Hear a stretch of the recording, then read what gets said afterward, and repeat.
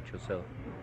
Well, the only thing I would like to say is to emphasize the importance of education in the development of any African country. In the more highly developed countries in the world, education is a social service. To us, it's not really a social service in the sense almost of a luxury. To us, it's a necessity upon which depends the very governmental structure and the development of the country. You can never begin to develop these countries until you have sufficiently educated people within our own borders. Yes, well, that's the thing. Here in Africa, in brief words, education offers a challenge such as it offers nowhere else in the world. And we have two difficulties. One is finance. Within the limits of finance, we are doing all we can. The other one, which I think is perhaps a much more important need, is the teachers. Yes. And you will find that here in Tanganyika, for instance, our emphasis is on secondary education for two things. First, for three things. First, because it is there where we can quickly get the results in getting people into our services. It's also there where we can get the teachers. One of our biggest needs is teachers, and we want the teachers quickly. Yes. And we can get them quickly if we expand secondary education rapidly. But there's also another this is an important point.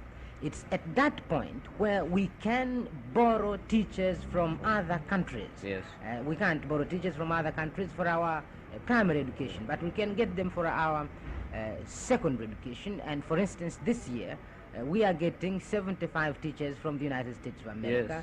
Yes. And I'm hoping, frankly, that Edinburgh and other universities in the UK will take the interest in getting teachers interested in coming to teach in these countries.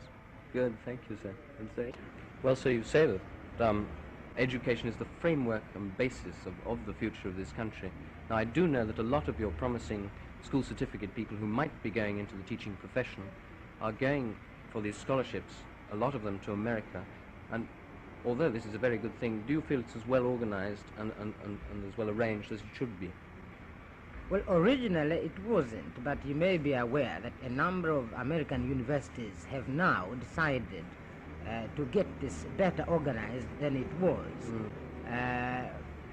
It has become a controversial subject, but I believe myself that it is a good thing, that we must get as many of our people going abroad, coming back, because after all, this is a long-term thing, and the more of our people we can get a broader education, even before we can train them for teaching, the better. I don't think myself anything but good can be done through getting a large number of these boys, provided they have the qualifications and they go to good universities, coming back here.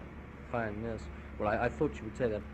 The problem seems to be that there have been one or two rather doubtful scholarships, people going out who have arrived and found that they haven't the qualifications and that the course they're doing doesn't suit them and this sort of thing. But this is stopping now. Well, naturally, this happens initially when you're organizing anything on a large scale, but I think the position is being handled now very satisfactorily. What do you feel about Britain's contribution to education out here? Do you feel she's making a big enough one at the moment, particularly in people like ourselves coming to teach, or in scholarships to universities like Edinburgh and that sort of thing? Well, I mean, as I've said before, I hope that we can get more British people interested in coming to teach here. And let me say there are two reasons for it.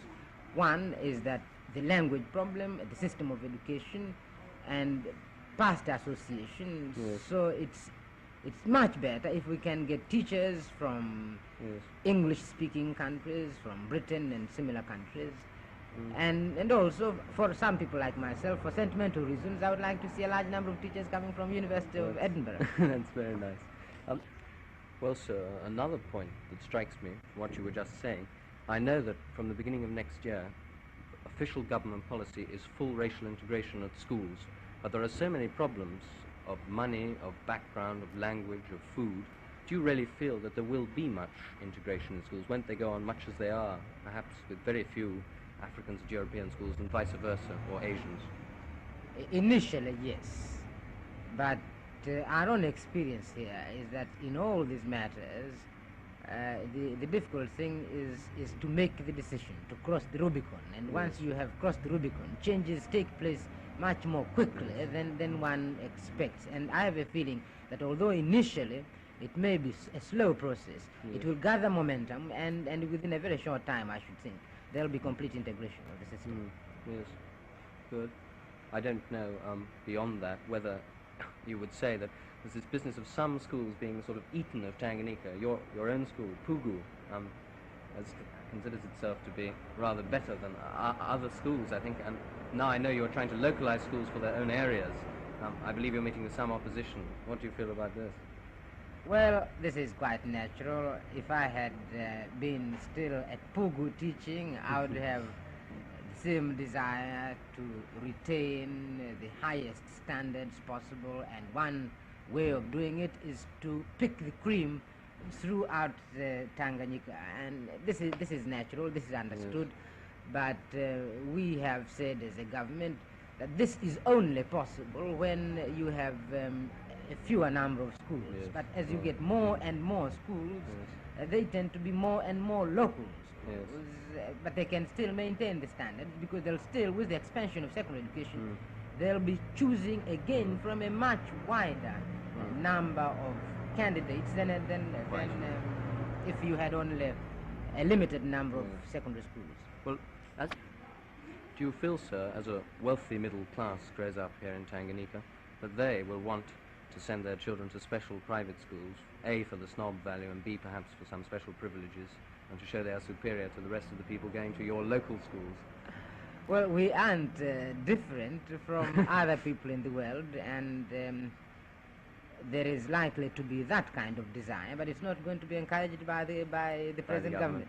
Fine, thank you, sir. That's lovely. Okay, Alistair, I think that will...